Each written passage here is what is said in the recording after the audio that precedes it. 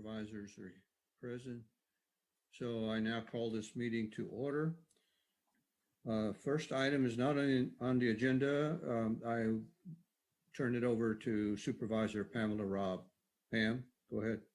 Thank you. Can we take a moment of silence in remembrance of the victims of the Atlanta and Colorado shootings, and with our prayers and thoughts that go out to the family, friends, and the community that it affected. So if we can just take this moment to remember those.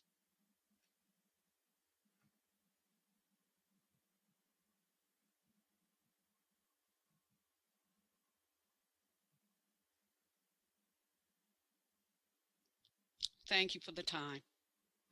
Thank you, Pam. Okay, next item on the agenda, public comments. I see Mr. Mullen is here. Go ahead. You have the floor, Mr. Mullen. Hey, thank you. My name is Kevin Mullen. I've been a Patton Township homeowner for 22 years. I have several comments. The first is a question. I see a lawyer, Mr. David Gaines, in our meeting. Is he the new Patton Township solicitor, or I don't know why he's here, or I thought it was a woman named Elizabeth, or can you tell me who the Patton Township solicitor is, please? The solicitor remains Betsy Dupuy. Okay, thank you. And then my main point is, my concern is the UAJA wastewater utility. For 5 of the last 6 years, they billed me twice as much as all of you, twice as much as everyone else. And I'm trying to resolve this through Patton Township. There's something else you can do. I'll explain it in a minute. If this doesn't resolve it, I'm going to sue the 10 UAJA board members this fall, around September. And you can see my lawsuit. I have it already at my website, statecollegereport.com. The UAJA lawyer is David Gaines. If he wants to talk to me, meet me or call me or email me to discuss this, to try to resolve this before the lawsuit, I'll be glad to talk to him anytime, anywhere. And I have a new point about this issue, which I emailed your manager a few days ago. I think Patton Township is doing a conflict of interest against me, because during the last 5 years, your zoning director, Ken Soder, said I never had an apartment in my house. But the UAJA representatives from Patton Township said I did have an apartment in my house. So they billed me twice as much as everyone else. So Patton Township, that's a conflict of interest. And I put that conflict of interest on my website at statecollegereport.com. It's halfway down. I put it in red so you can find it easily. I wish you would look at that. And I'm trying to resolve this for the last 6 years. After 6 years, I finally understand everything about this sewer, why they billed me twice as much as everyone else. And I've spent a lot of time and effort on this website to detail, to explain to everyone else what they did to me. I hope you'll go to that website. You're free to contact me through that website. At the bottom, there's a submission area. You can tell me your email and we can chat. I'll be glad to chat with anyone about this. And I want you to fire your 2 UAJA representatives, David Durr and Jeff Nucciarone, because they billed me twice as much as everyone else. It's totally bizarre what they've done to me. It was all led by their director, Corey Miller at UAJA. And that's about all, unless you have any questions for me. Thank you. Okay, thank you, Mr. Mullen. Do we have any other public comments, Alex or Doug? No, we've received nothing. All right, so we'll move on to number 3, 3A, open space preservation options. Doug, I think you're going to start this off, right? Yep, I will start this off, and we are expecting Betsy Dupuy to join us here shortly. She texted me, said she would be a little bit late. So this issue arose 2.5 years ago. there was proposal that I put forward in support of some affordable housing that we were looking at. The proposal was soundly rejected by the Board of Supervisors. But it had to do with swapping some open space lands around and using a portion for a stormwater basin, like I said, to support some affordable housing that we were trying to squeeze into Grayswoods. As I said at the time, it was my opinion that the board had fairly unilateral control over what would happen to that open space based on the fact we had bought it and the board controlled it. In preparation for this meeting and some discussions with other folks and looking into, state law, there is a state law, Commonwealth law from, I think 1969. I don't have it right here with me, called the Donated or Dedicated, 1959, Donated or Dedicated Property Act. And it applies, on its face, it applies to, as said, donated or dedicated property. And clearly restricts what municipalities can do with those properties, requires that if there is a donated or dedicated property that's been transferred to a township, that it can only be transferred, swapped, or disposed pursuant to an order from the Orphans Court, which is a part of the county's Court of Common Pleas. And as I go on to say, municipality must show that the particular property held in trust as a public facility is no longer practicable or possible and has ceased to serve the public interest. They have to prove that point to the satisfaction of the judge of the Orphans Court before they would get a positive response and be able to do something with it.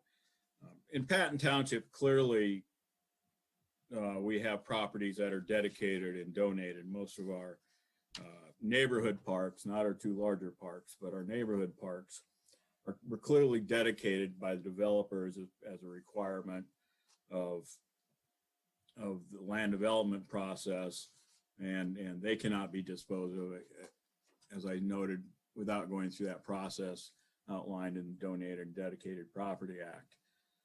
There is a couple properties. Well, let's just talk about Grayswoods Preserve in particular. The township purchased that property for $4.25 million in December 2017. That included $3.5 million of township funding and a $750,000 donation from the Hamer Foundation. As I noted, the property was purchased fee simple without any conservation easement or general restrictions in use from the seller. Although we did adopt a resolution at the time we took control of the property, and we made the statement it is purchased and ordained as public lands, not dedicated, or ordained. And we have also designated this property as part of our open space program, which says it's specifically designated preserved from development.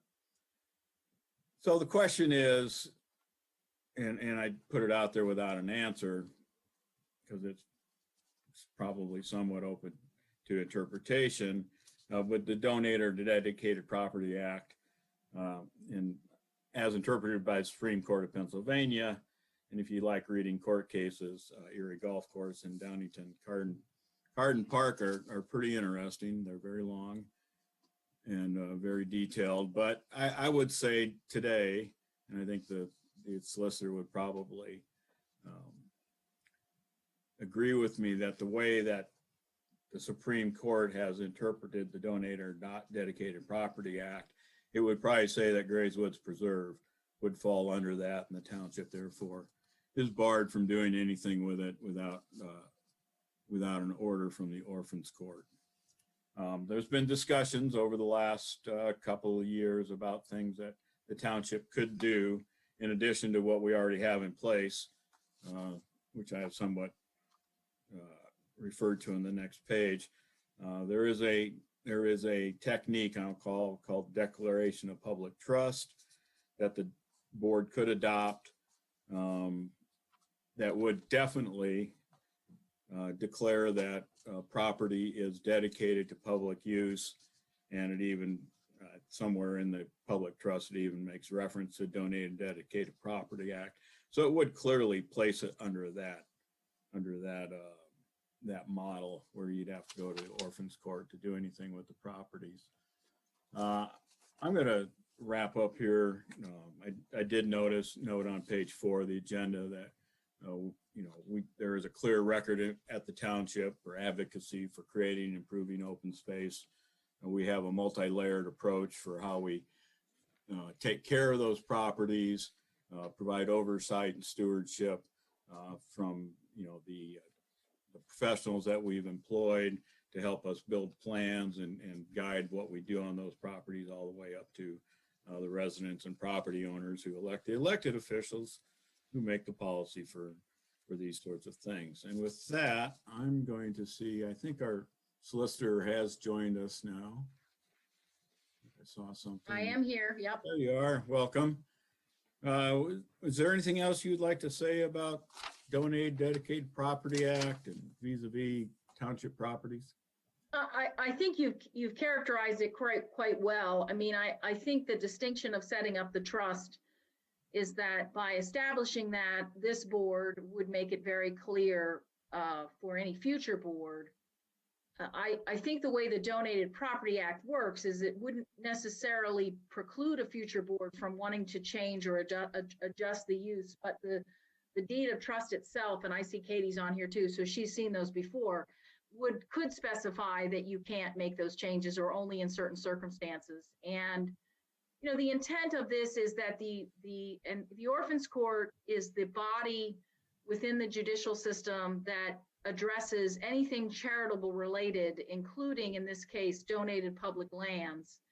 But if any of you are part of an organization, for example, that is a charitable organization that dissolves, some of you may remember the Second Mile as a more recent example, those have to go through the Orphans Court as well. So it's not an unusual process. And I would say to you that the court generally is going to look at what is in the best interest of the community. But as a township, if you did something, you wanted to change something with a donated land, they're going to look upon it favorably. The cases that Doug talked about, while being long, in many instances, the biggest issue was that nobody ever went to the court, right? They just made a decision and didn't kind of walk through the process. So I think that's important to be there. But we talked a couple of years ago, Doug and Katie and Elliot might remember, about some kind of trust on this property.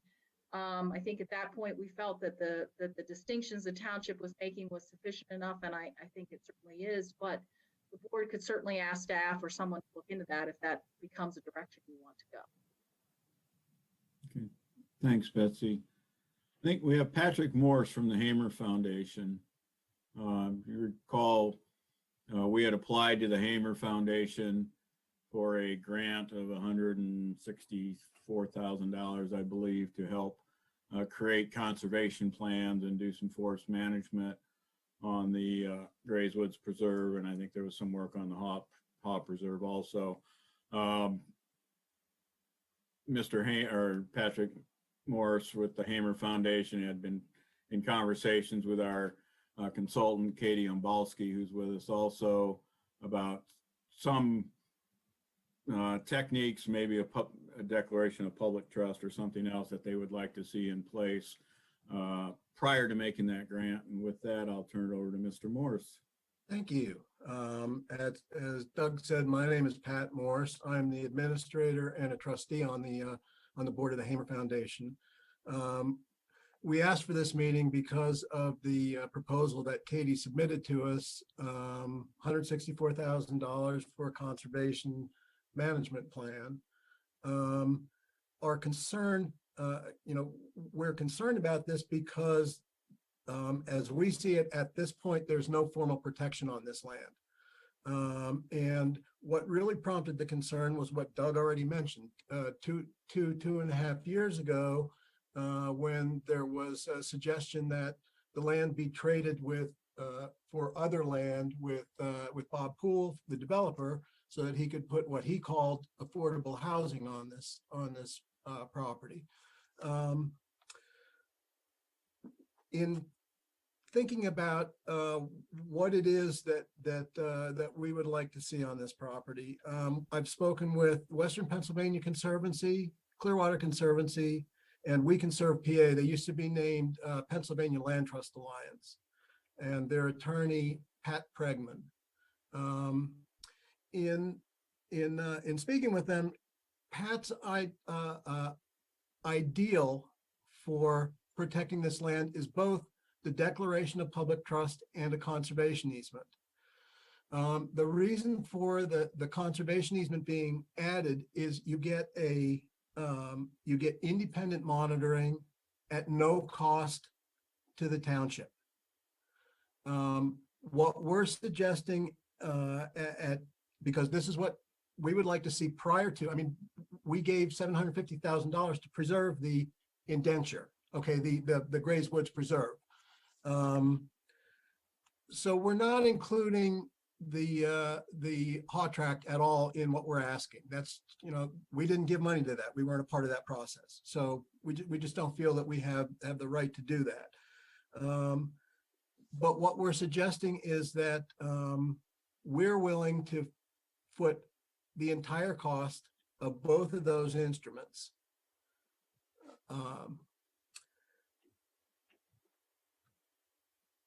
And if protection is put in place, then we will consider Katie's proposal to the foundation. We're also suggesting that if you take us up on this offer and decide to go with the conservation easement, that Clearwater Conservancy would be probably the appropriate agency to hold the easement. They're in your backyard. They do, I think, really, they've helped this community out an awful lot. And they're they're a certified land trust organization. And I think that's essentially what I want to say.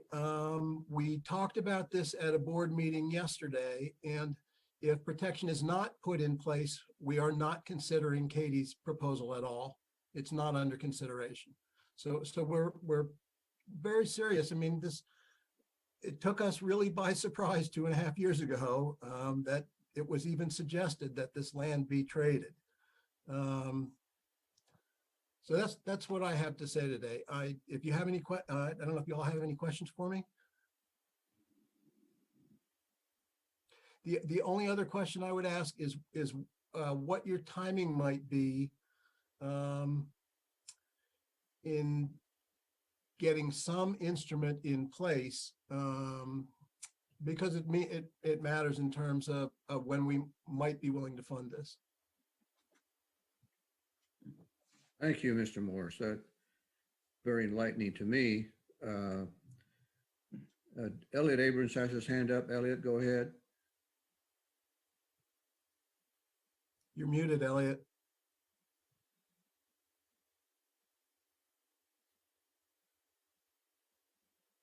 It's a benefit when I'm muted, actually, but I was going to ask a different question, but the question I'll ask now is how quickly can we do this? Because I think it's important to do this and make sure that the I's are dotted and the T's are crossed, which is looks like something that might have been overlooked. Okay, any other board members have questions or comment? Anita, go ahead. Yes, can we pass this afternoon? Well, you have to ask Doug. Doug, to say this. Well, I think we want to get some more input on this. Understand that a conservation easement means that you are going to give part of the control of the property to somebody else. So I don't have an issue with the declaration of public trust at all, but understand that you are taking taxpayer dollars and then you are going to give partly part control of the property to a third party. So I think that issue came up 5 minutes ago. I think you owe it to the public to give that some consideration.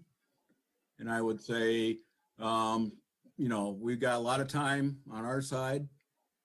The money that would come from the Hamer Foundation would have been nice, but we will have the same amount of money over the next 10 years, just based on what we normally do with the Haw property to undertake these projects. So it's a matter of do it in 2 years or do it in 10 years. From the township staff's point of view, we are responsible for this property forever. So that's kind of the time frame that we look at.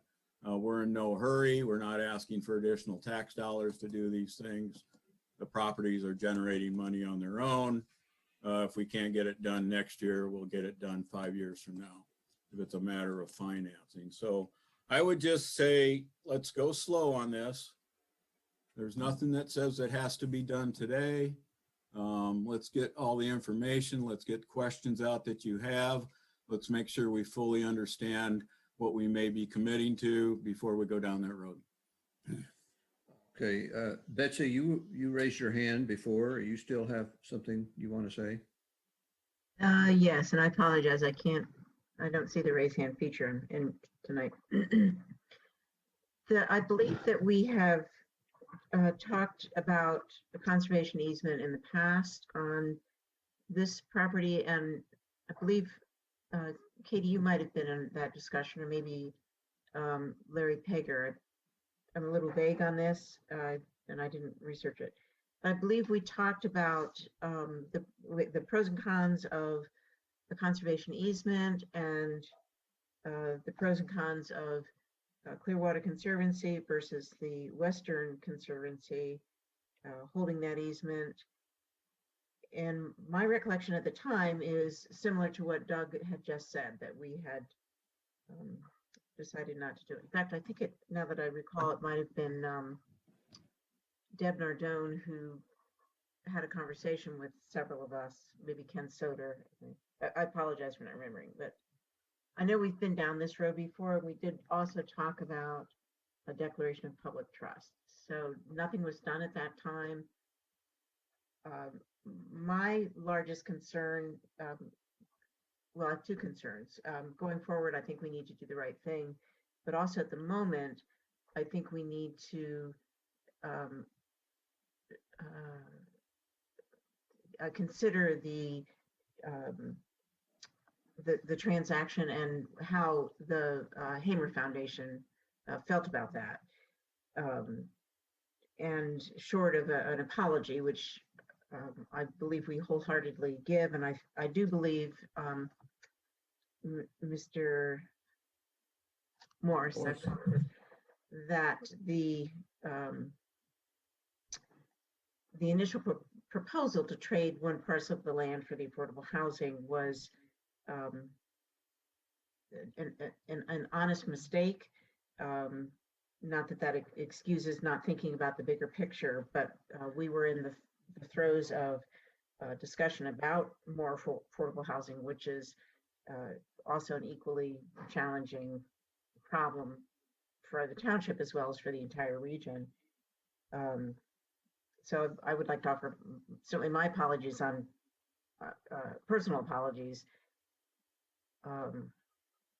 And I don't want this to happen again. That's the other concern. And I think that's part of our concern, is that we don't want to see this happen again. Okay, thank you. And so I think going forward, it's our intent to make sure that it does not happen again. All right, Elliot, your hand's raised. Go ahead. Well, I was going to ask about the haul track, whether we did this for that, and whether we should take care of them both at the same time if we didn't. But I think that when somebody makes a donation with a large sum and they expect certain things to happen with it, I mean, they weren't asking for high-rise hotels to be put up on the property. They wanted to be preserved. And I don't see what's wrong with going ahead and doing that. What, I mean, what are we going to do that is different than what's being suggested? Okay, I have a question. I think to our solicitor. If we put the Grayswoods open space under a declaration of public trust, does that then mean that the orphans court we don't have to approach the orphans court for permission to do anything? Well, I think it would depend upon what that instrument says. So one of the things I was just trying to look up is, so let's be clear. The How track has some conditions on it, actually has some restrictions, and so does this property. So in conveying this property to us, Grayswoods made certain requirements about that in terms of development. There were certain trade-offs the township gave them vis-a-vis open space. There are definitely conditions that were both described in the deed and in the plan. And that was part of the reason, and this may help your recollection, Betsy Whitman, that was part of the reason we felt as a township that we didn't have to have a deed of trust in this instance, or a declaration of trust in this instance. And, you know, I will say also, and I don't know, Mr. Morse, who was all involved. I assume you were on the board when that decision was made, but in setting up the contribution, there was no requirement by the Hamer Foundation for us to set up this declaration of trust. And maybe there was an assumption made, and maybe that's part of the cleanup here that needs to happen. But there is no necessity to have a declaration of trust. There's no legal necessity, and it's not clear to me. It would depend on how it's worded, Mr. Trevino, as to whether you would have to go back to the orphans court or not. I would suspect that the language of that would include that in it, that any change to this, because here's the thing, if this is truly for the public interest, that's the reason the orphans court exists, right? It's sort of the arbiter of the public interest beyond, say, the governmental body. I see Doug has his hand raised. So Yeah, I think my reading of the Declaration of Public Trust is it specifically ties you to the orphans court through the Dedicated and Donated Properties Act. Well, that's the way the language in them works, but given also that we now have this court decision, I'm not sure there's any marrying one way or the other. And again, a declaration of trust can really, and I think this is where Mr. Morse is coming from, is really restricts what you could consider doing with it, right? It's going to specify the things that, you know, again, maybe the proposal that was made 2.5 years ago is an example of one that would just not be something that's possible, right? If you're putting a right of way across because somebody needs a public sewer or there's some other public benefit, that might be a different scenario. But the kind of trade or discussion that we had several years ago would clearly not be something that even the declaration of trust, outside of what an orphans court would do, would allow you to have as an option. Okay, any other questions or comments? I'm sorry, but I think it's important to know that we don't have any similar instrument right now on the Haw tract either. Well, no, I mean, there is a conservation easement. There The Haw is.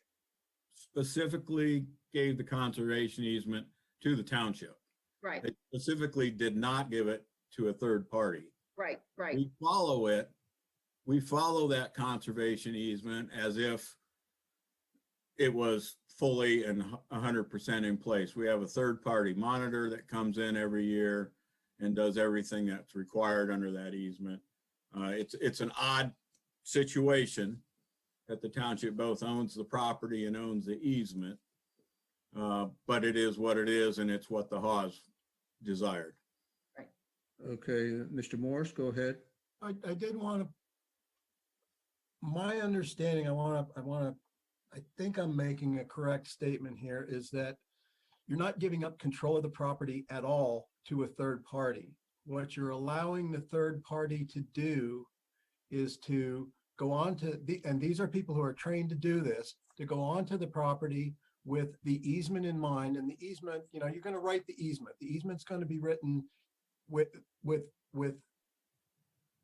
significant input, if not most input, from Patton Township.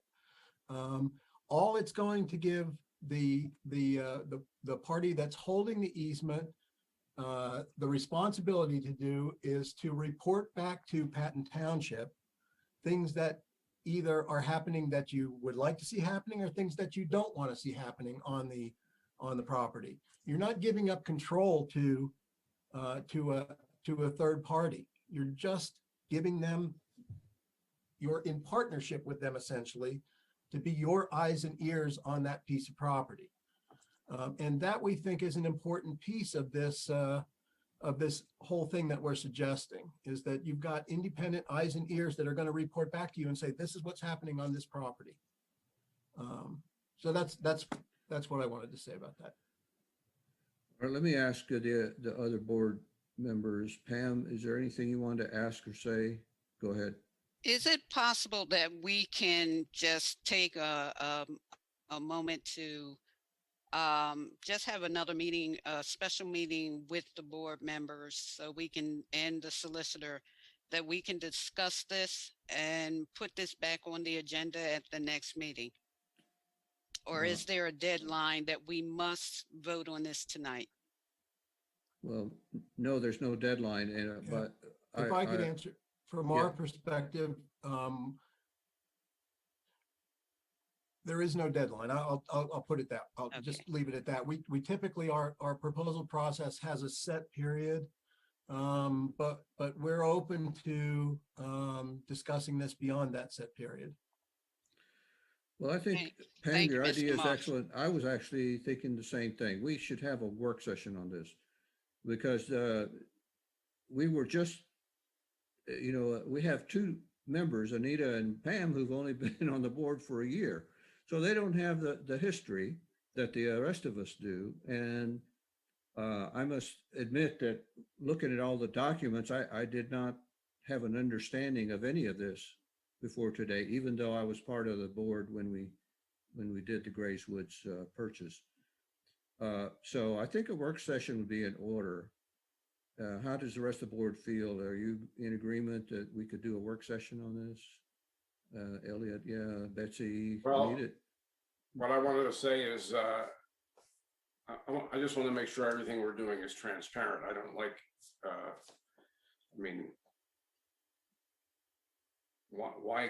why shouldn't the public be involved to hear what we're going to say? Yeah, the work session is a public meeting. All right, okay, so as long as we're doing, I just don't like, I don't like obscurity. No, I agree. Because you can't see through it. No, it'll be a public meeting. Anita, go ahead. Yes, I would support a work session also. My question would be how the easement would be managed differently if it was under the control of the Clearwater Conservancy or the Western Conservancy versus if it was somehow under the control of Patton Township like the Haw Track easement is. So yes, I would benefit by a work session very much. Okay, Doug, ball's in your court. When can we schedule this? How quickly do you want to meet? While Doug's thinking about that, can I make a comment? In our conversations with the Western Pennsylvania Conservancy, they're not going to step on Clearwater Conservancy's territory. They don't want to do that. This is a very good working relationship among the groups. Yeah, I think it may be beneficial if Betsy and I work with Patrick and Clearwater to put together what the framework of that easement would be, because I think that's going to be really important as to, what's in the declaration and what's in the easement. And I think if we can frame that, then we can come to a work session and talk about those specifics and not have a lot of differing interpretations of what a conservation easement may or may not be doing. And you should include Betsy Dupuy, our solicitor, in that discussion as well. Yeah, that's who you're talking about, Betsy Dupuy, or Betsy Dupuy. Yeah. Oh, okay.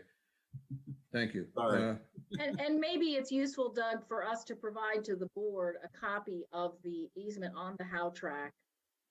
I know some of you have seen it, but if you have it, as well as we already have some covenants based upon our understanding with Grayswoods that we at least have to acknowledge exist. And obviously whatever we do with any further easement cannot interfere with that. I'm not saying it would, but I mean that clearly those are legal documents that were done as part of that transaction, so. Yeah, there's some reserved right-of-ways and other items on the Grayswoods property that carry over from the prior development plan.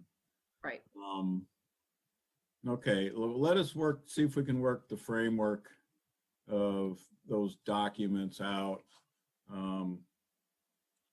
I'll distribute the HAW easement in the meantime, and once Could we you, get some of those details worked out, we can and schedule that work session. Yeah, go ahead, Doug, Mr. Morse. could you get me a copy of that as well, so I can see what it is we're going to be talking about? Well, that's remember, we hold it and it's an easement. Oh, I understand, but if Yeah. you're going to use that as your model, No. I would like to see I'm part of not that sure we're model. gonna- Yeah, I'm not sure we're going to use that as a model either, but we can, the board wanted it. Yeah, it's a public document. Yeah, no problem providing it to whoever would like to see it. Thank you. Well, Thank you. and let me just say that, so the board is comfortable with this, that while I understand what Mr. Morse has said about the Western Conservancy and Clearwater, and some of this may have existed when Ms. Ombalski was there, but I do know that there are easements in the center region that the Western Conservancy has. In fact, there's one right down the road from me. They engage Clearwater to manage it for them, but they are still the party that holds it. So I don't want anyone to think that they do not have interest. They also have one I dealt with in Half Moon Township as well. So I don't want anyone to think that they don't have easements and that they can't work together. And so if the governing body, if you will, and there were a lot of conversations, and Ms. Whitman and Mr. Abrams, and probably you, Mr. Trevino, will remember that there were some conversations about that several years ago. I don't want you to think that because you would make the Western Conservancy actually the holder of the easement, that they would not work with Clearwater. In fact, they would engage Clearwater to go do the work. So they do work hand in hand.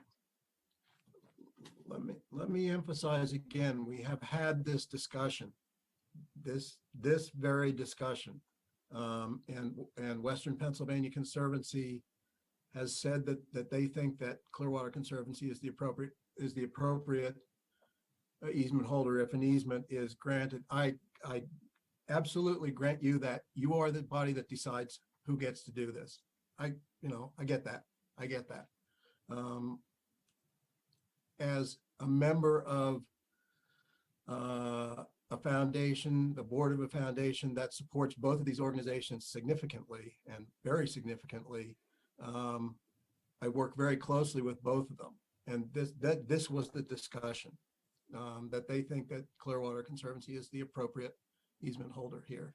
But again, it's your decision. It's not my decision. And I don't think that if we got to the point that that was the last issue, I don't think that would be an issue for our board, if that helps you. Before we move on to the next item, I did not ask for any public comments. So does anybody else, Katie or anyone else, have comments they wish to make at this time?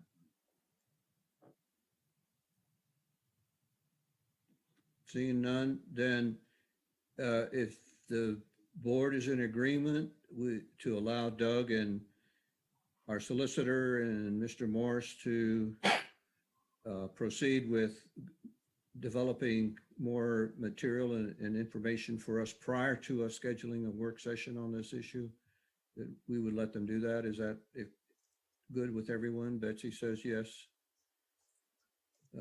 Head shaking yes. Okay, Doug, it's now in your court. Thank you. Thank you for all of you. And I think y'all are done with me now? Yes. Okay, thank you. I'll be looking forward to hearing from you, Doug. Thank you. We'll be in touch. All right, Thanks. moving on. Item 3B, resolution in support of Asian Americans and Pacific Islanders. We had a COG General Forum meeting Monday night this week, and a resolution was presented by, well, it was it was a resolution that the State College Borough Council had passed, and was the exec committee of COG forwarded this resolution to the General Forum for consideration.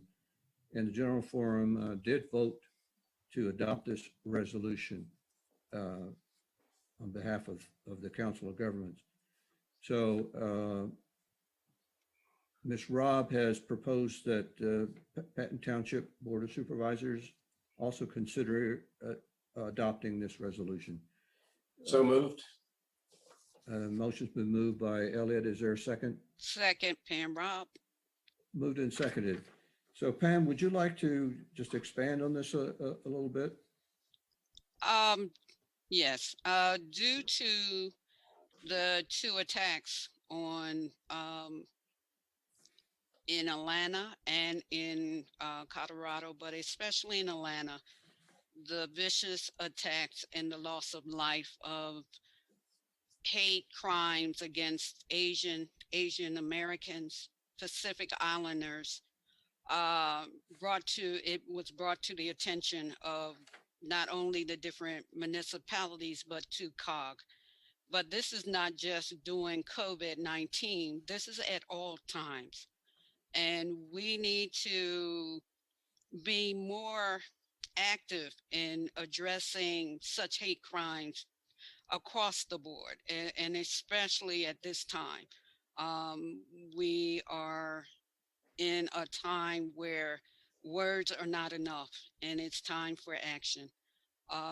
These hate crimes continue to go across the board, not only for Asian Americans, Pacific Islanders, but people of color. And it's time that we put it full front. And that's what's happening. We're sorry for the loss of life, how it's affecting the families, friends, and the communities. But for Patton Township to stand firm, along with our colleagues in the other municipalities, to bring attention to this, we continue to be vigilant and making sure that hate crimes remain in the forefront, and that this township and the other townships would not accept this as the norm. So as we move forward to support our Asian brothers and sisters, we want to make sure that they have the total support behind them. Thank you. Any other board members wish to make a comment? We may have some public. Yes, yes, I see. I just want to give the board members a chance first. Seeing none, now we can move to public comments. Ms. Nalini Krishnan, go ahead, Nalini. Thank you so much to the Patton Township Board of Supervisors. My name is Nalini Krishnankuti, and I'm a longtime resident of State College. However, like many other residents, I'm in and out of Patton Township on a maybe even a daily basis. I really don't know where State College ends and Patton Township begins. So what you do here, truly does impact many of us across the region. I really want to thank Supervisor Robb for her comments, and for all of you, for considering this resolution today. I think at the COG meeting yesterday, I mentioned that about 9% of people in Patton Township are of Asian Pacific Islander origin. So we are the largest racial minority group in Patton Township. And therefore, definitely greatly impacted by the uptick of anti-Asian bias and hate. So in the last few months, I forgot to mention that I serve on the Governor's Advisory Commission on Asian Pacific American Affairs. And in the last several months, I've been attending a lot of town halls, virtual meetings. And what really struck me was that both during COVID, definitely, like people were talking about this, it was impacting them. But the story was really what Ms. Robb mentioned, which is that this seems to be part of a continuum. This is not something new. It has accelerated, but it's always been there. At Sunday's vigil that was organized by the Penn State APIDA caucus, we also heard people express how invisible they felt, how vulnerable they were feeling right now.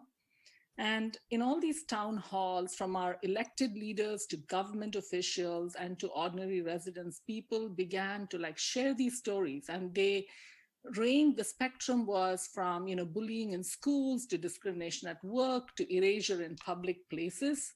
So the Asian American community, for them, it was just like, okay, there's more of this, and now we can't take seeing our elders being hurled across streets or being people violently hurt. And then, of course, came the shootings in Atlanta, which is 8 people lost their lives, 6 of whom were Asian women. So all of this to the Asian American community seems like, we know this story, it's just accelerated and it's part of a continuum.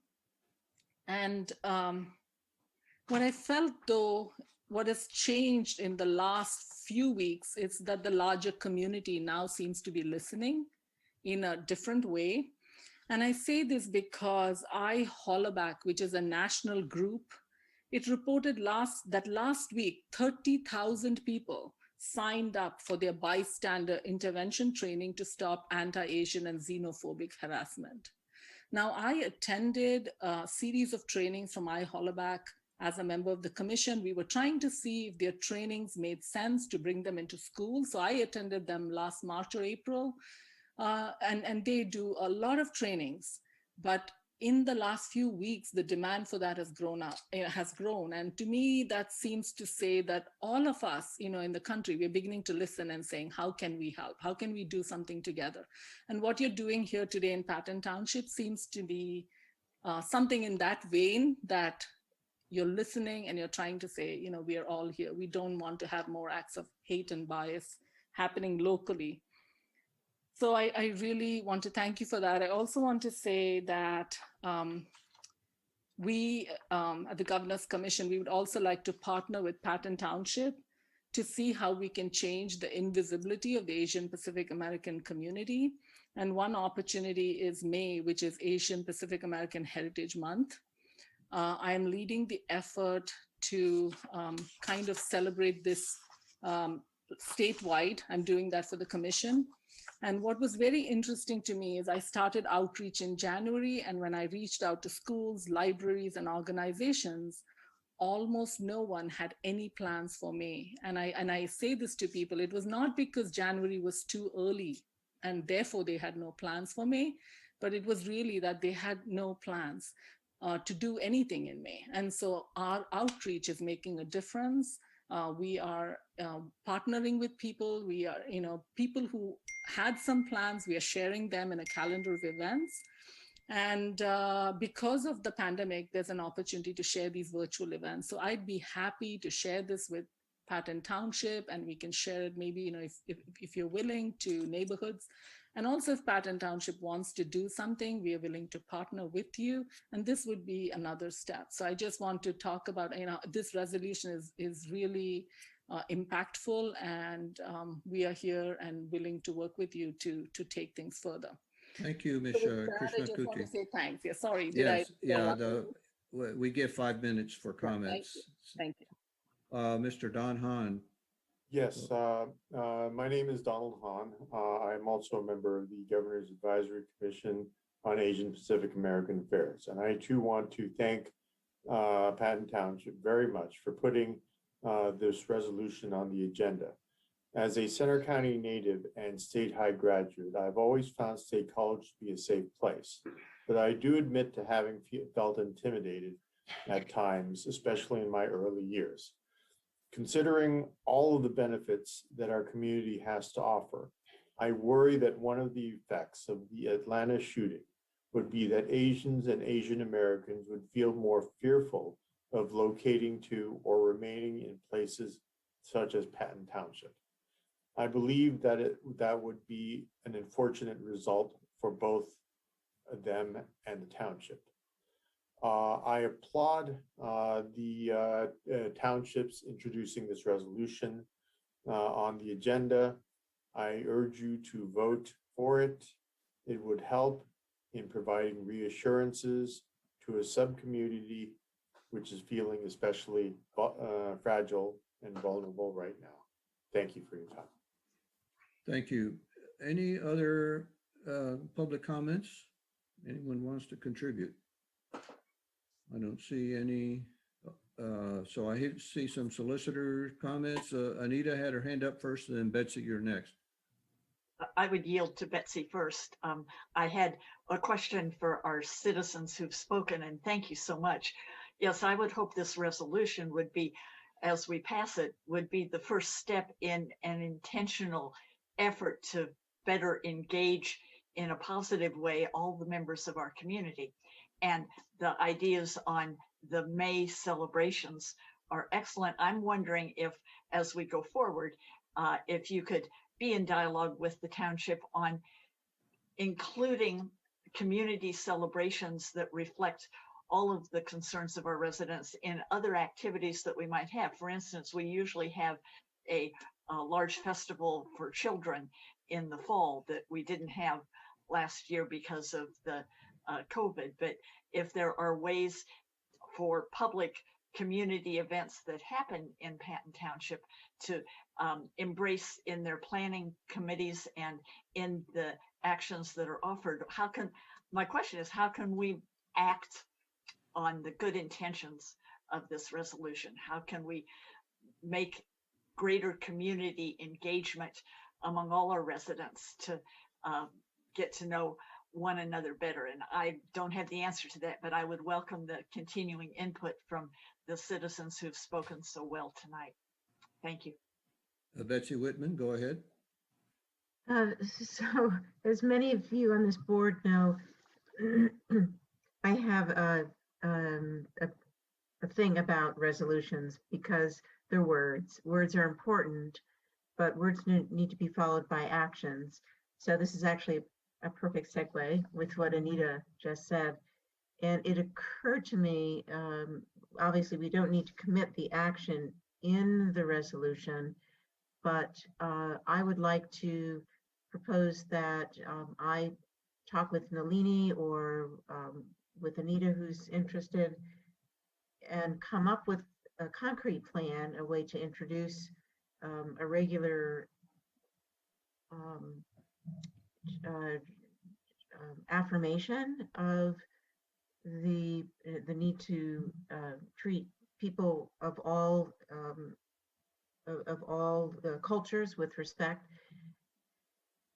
And a couple of ideas come to mind. One is we're getting a new website, be hiring a communications director. We can now add many of these calendar things on the website, not just as an event, but as something that occurs, maybe is mentioned in a banner for the entire month. But another concrete idea I had just got from listening to Nalini's comment about the bystander intervention training. It may not be in Patton's domain purview to promote something like that, but maybe working in conjunction with the university, with the borough, with the advisory group, to Governor Wolf's, to get very serious about bringing in an expert to do some training like this right in State College. And I, for one, would volunteer to have further conversations to make something like that happen. And actually, I might also address our own police department and Chief Jolly, who I know has implemented or made accessible many trainings for his officers in diversity training and cultural sensitivity. So I raise my hand to do that and to simply follow this with some action. Thank you, Betsy. Judge Hahn, go ahead. Yes, I want to start out with a very fulsome compliment on to your manager, Doug Erickson, and his responsiveness. We in fact did reach out for a meeting before the tragedies occurred. And I understand that we're looking at April the 14th in order to follow up.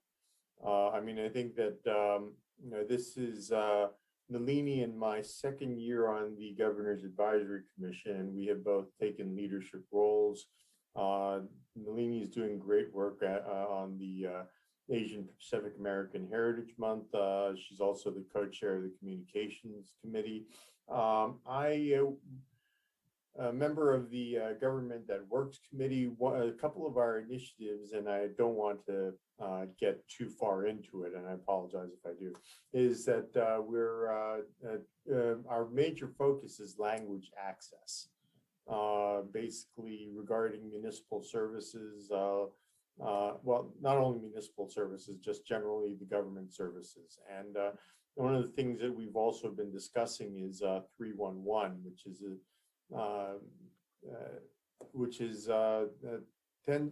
tends to be a telephone issue, telephone number that Philadelphia uses. And I think that there's a lot of room for improvement when it comes to translation services. And I apologize for tipping my hand too much. I know that you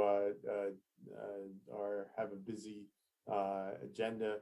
So, but I do once again want to thank the board for considering this resolution. I want to thank the manager for his responsiveness, and also the board once again for the supportiveness of the manager's efforts. Thank you. Thank you both. Any other comments? Seeing none, we can move to a vote on adopting the resolution. It's been moved and seconded to adopt resolution 2021-007. All those in favor, raise your hand and say aye. Aye. Aye. Any opposed? Passes unanimously. Thank you very much for all your comments and inputs and your volunteering, Betsy. Next item, public safety. No items on public safety. Number 5, Public Works bid award, Julian Pike and Rose Drive culvert replacements. Doug, take it away. Alex, go ahead. Good evening, everybody. We held a bid opening for Julian Pike and Rose Drive culvert replacements this past Monday. Included in the agenda are the plans for the 2 culvert replacement projects. Julian Pike culvert replacement will require a short-term road closure to remove and install the new pipe section.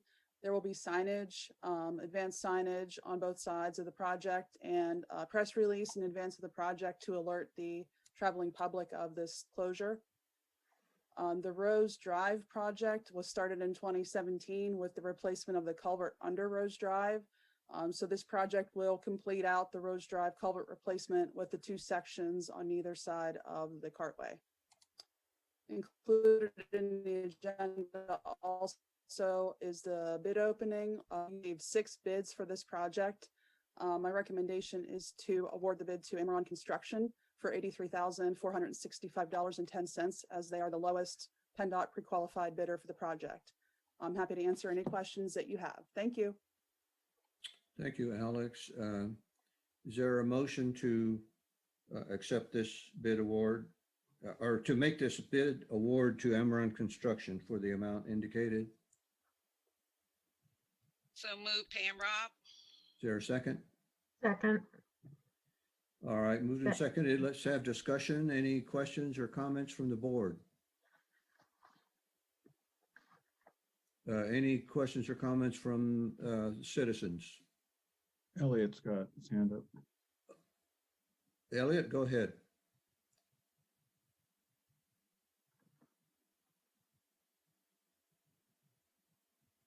So EB Construction is not on approved list because, I mean, they've been in the community for decades. Correct. We wanted to have a PennDOT pre-qualified bidder, but unfortunately EB's is not a partner with PennDOT on their list. Right. Any other comments or questions? Doug, your hand is up for some reason. I see a white hand there. I don't know why.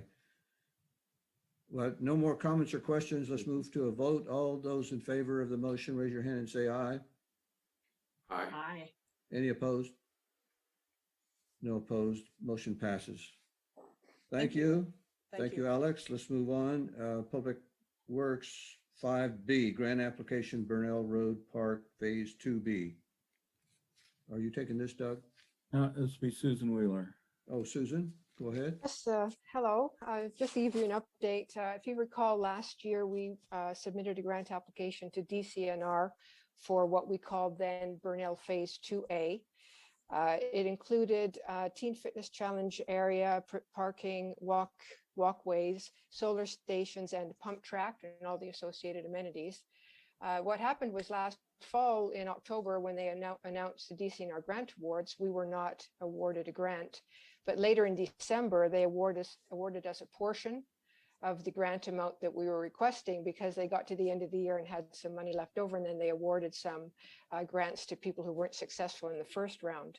So if you're looking at the graphic that's up on Alex's screen, you can see that the area that's marked in red, which is 2A, which is now what is being funded through township funds and also the grant award from last fall. After we were awarded that, I talked to our DCNR project manager and explained to them that I thought it was a little bit of a problem that we didn't get funded for the pump track portion of the project, because that really is integral to that whole construction project in the first phase of the second part of Burnell Road Park. Their recommendation was that we just reapply for another grant award. So I worked with our landscape designer who we've been working with on this whole project, and we revised the original scope for the 2A, which is now, as I say, everything except the pump track. And then we came out with a new probable cost opinion on what it would cost to be able to construct Phase 2B. And what we're doing is we're going to submit a grant application to DCNR in April. I know you have a copy of the actual narrative and paperwork. The rest of the DCNR application includes all of the attachments, which are letters of support, and the references to all of the documents that are noted in my text, in my narrative. So we're hoping that we would be successful. Phase 2A, we wouldn't be going to construction until 2022 anyway, because we didn't find out about the award until December, so it was a little late in the season to bid. So we would find out about our success of Phase 2B this fall. And in any event, we would probably go to construction next year, hopefully with both phases together. If we're successful in the next grant awards, then the overall budget for Phase 2A and Phase 2B together is $800,000. Thank you. Thank you, Any Susan. questions? Any questions from the board? Comments? Public comments? Anybody else wish to make a public comment? Doug, I just want to clarify, the agenda says consider action to approve resolution 2021-08. But No. I don't see that in my packet.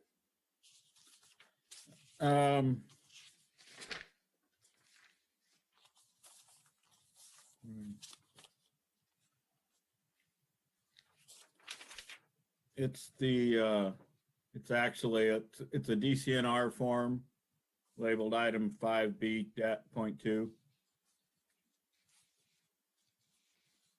Doesn't look like our normal resolutions.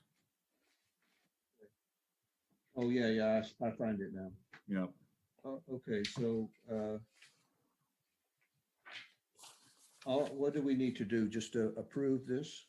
Yeah, you approve that, and then I sign it and give it to Susan, and she needs to submit it with the application for the grant. I'll make a motion. So it's been moved. Is there a second? Elliot seconded. So any more discussion? Seeing none, all in favor, say aye, raise your hand. Aye. Aye. Any opposed? So it's approved. So moving on to 5C, Bike Month Recognition. I believe this is Susan Wheeler. Go ahead, Susan. Yes, well, I think, as you know, I think routinely in the past, the township has always recognized the Bike Month, which is May. And we have a few other things going on right now that are related to the Restoration Advisory Committee.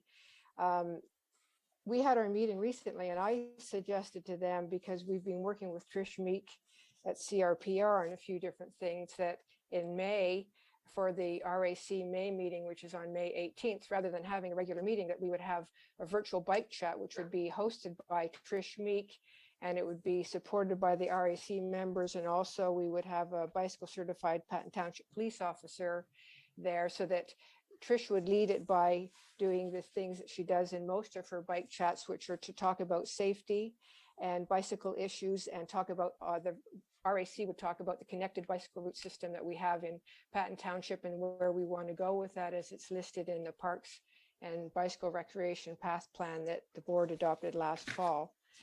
So this is probably just informational, but the other reason we're doing it in May is because normally in past years, we always have our parks tour in May. And as we're not having parks tours right now because we're not seeing each other, we thought this would be a nice opportunity to interact with the Patton Township community and tell them a little bit more about what's going on with all things bike related. So that's informational, but I think also probably Doug will ask you to adopt later on a resolution for the Bike Month recognition. Second thing I have on here that also relates to bicycles is, again, in our adopted Parks and Bicycle Recreation Path Plan, or Bicycle and Pedestrian Path Plan, we had listed in there all the routes that we have for shared use paths or other connectedness between neighborhoods and schools and businesses. And in there, we've also shown different kinds of bike route connections that could be identified within the township to show people easier ways to get from dedicated facilities that are on roadways, which we would mark with directional signage and also with paint markings such as sharrows. Part of the conversation that came up at the Recreation Advisory Committee was that now that the Valley Vista Shared Use Path is nearing completion, people are using it, and people are trying to get to that or getting to that facility and getting away from that facility to get into Park Forest Village and beyond, which includes the possibility of them going towards Tudic bike path in the Tudic Park. So on our bike path planning, we do have on Devonshire the interest in marking a route which shares and directional signs that goes all the way from Valley Vista Shared Use Path to Tudic via Devonshire, Park Lane, and West Erin Drive.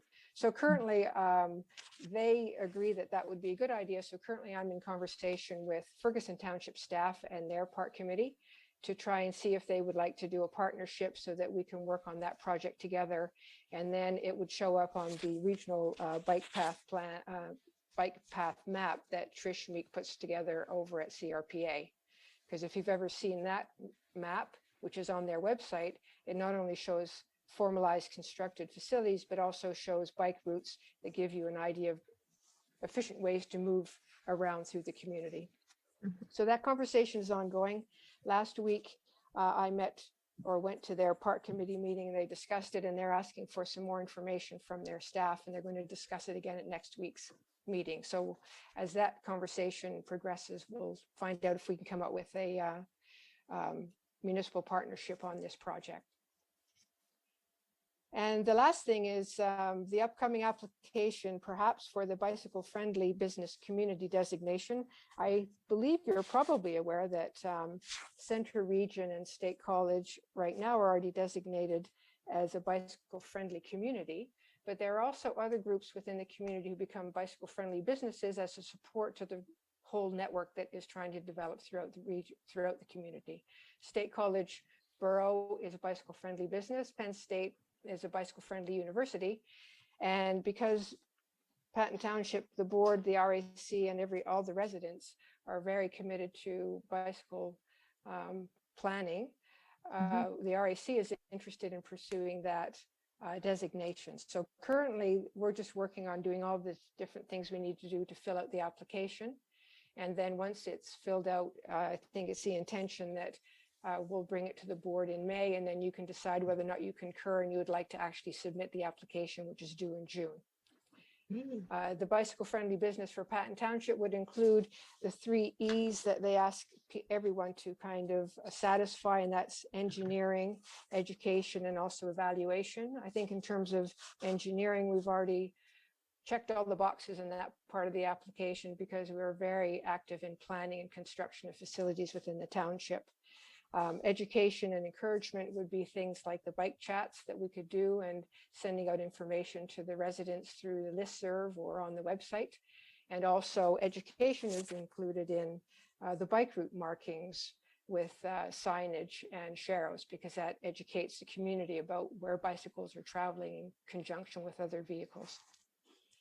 So that's what we're working on with regard to the bicycle-friendly business application. And as I say, the RAC is committed to doing all the different things that we need to do to complete that application. And you'll see it again in late May, and you can decide and discuss whether or not you'd like to make that application.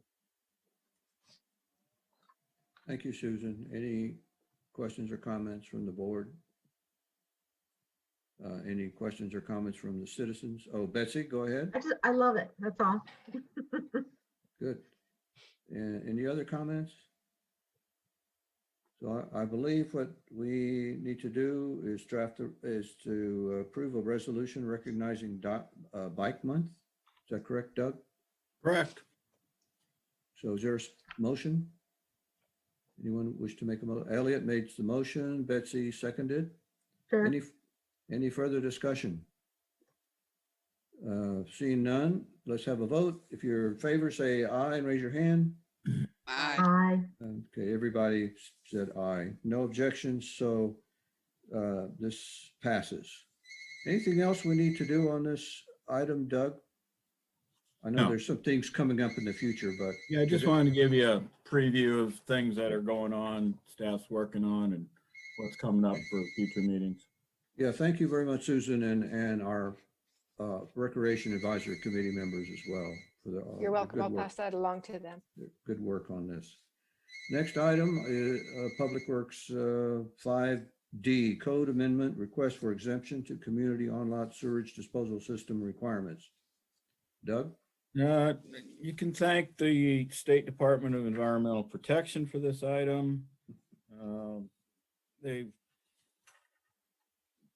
asked of something from Abington Equine Hospital that has stumped everybody else on why they would want it as such. Abington Equine, as you know, we've been working with them on several fronts. They were, they're going to build the hospital, the Equine Hospital. They were going to put in a on-lot sewage system to serve an existing bathroom that's in a barn out there, plus the hospital. Everybody from township staff to the sewage enforcement office had approved the plan, signed off on everything. It got to DEP and they sent it back and said it has to be a community on-lot disposal system, which in the world of Patton Township means a whole lot, means exceedingly different standards that we would not apply to a system like this in any shape or sort. It's really intended, a cold system's intended to serve multiple residential units that are going to use on-lot sewage. But the regional office of DEP is, the process for changing minds there is very opaque.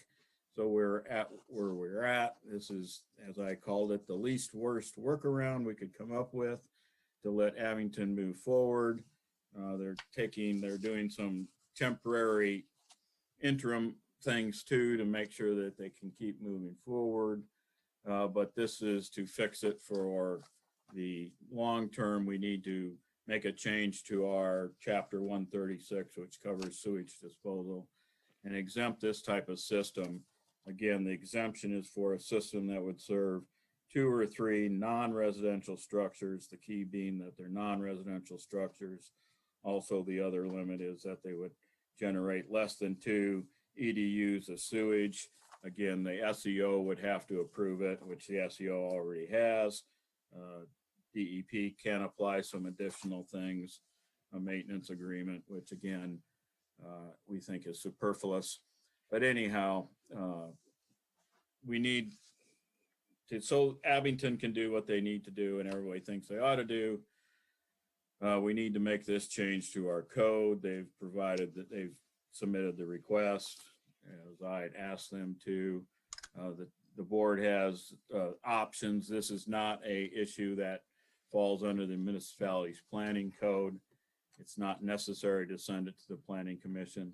The board could if they'd like, but again, at some point, we need to go through the process of passing an ordinance. Step one is the board to look at it and say, yes, let's move forward, and then decide which manner you'd like to move forward in. Okay, Doug, I saw Elliot raise your hand and then you took it down again. Is something you want to say?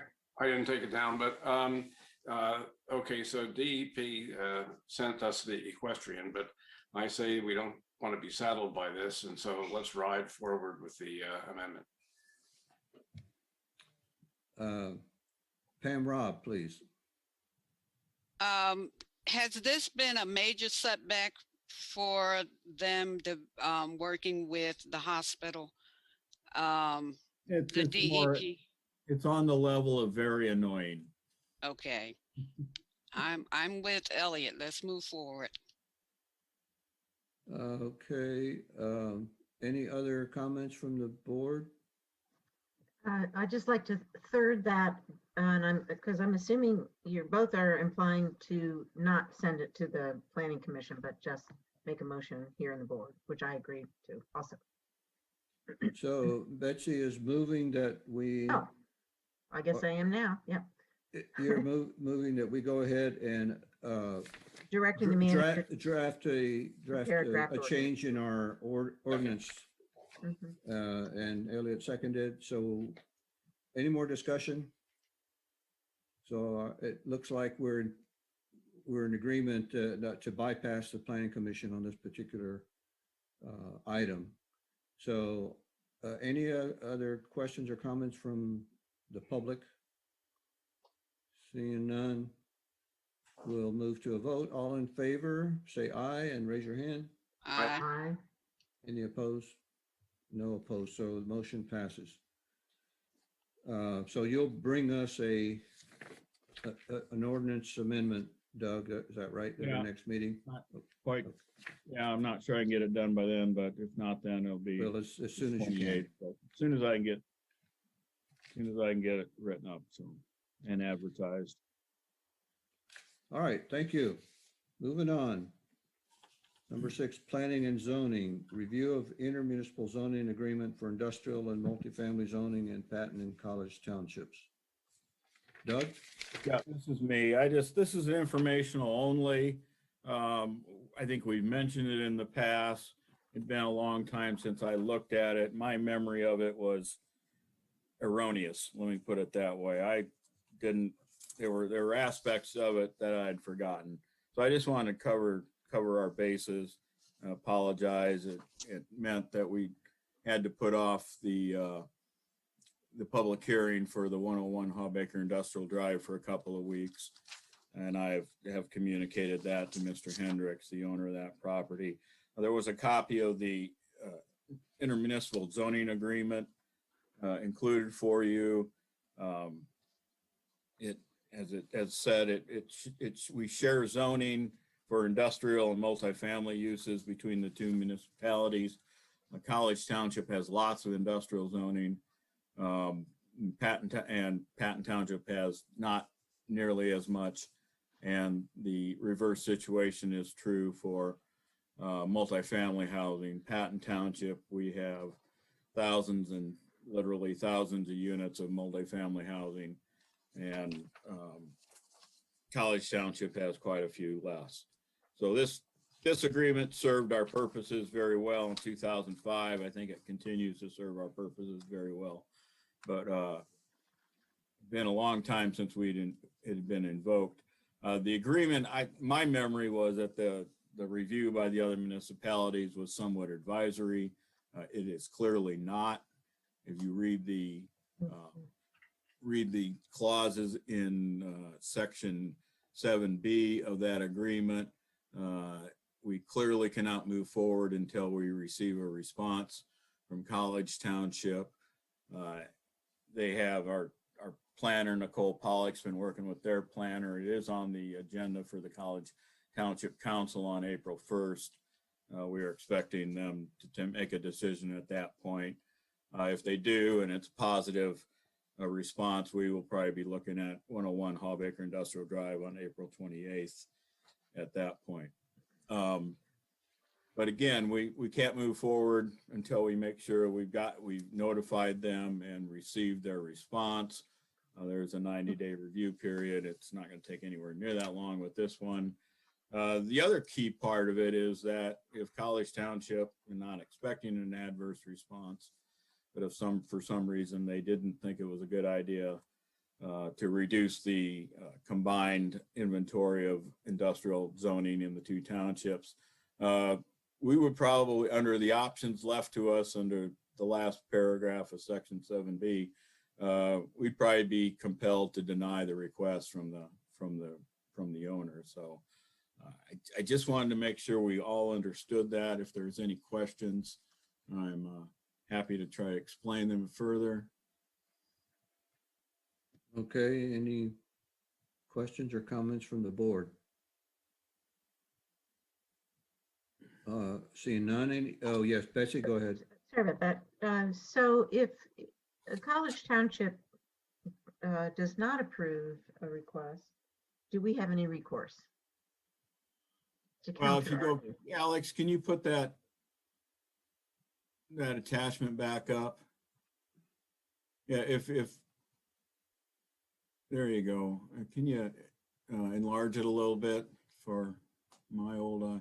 If you go down to the paragraph, scroll down. There, if the governing body of either party determines a reduction will mean the combined zoning district inventory will not be adequate. That would be if somebody said no. Then the options that are left to us are: one, there, deny the proposed reduction; two, refer the issue to a dispute resolution, which is I can't remember exactly, mediated sort of item; or three is initiate termination of the agreement. So as you notice, there's nothing, if College Township says no, there's nothing that says you get to ignore them.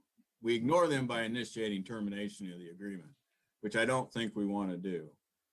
We go back to the reasons why we went through this, and I will tell you the real background of it has to do with quarrying. If you read the whole thing, it's the quarry issue that's probably the most problematic one for Patton Township. This agreement nicely addresses it. Plus our industrial, our industrial zoning is quite limited. College Townships is quite large. So I will say that construct in that agreement is an example of how Tom Kurtz did things back then. So that's the way the reason it's constructed is to make it very hard to get out of it and not comply with it. So. Okay, anyone else wish to make a comment?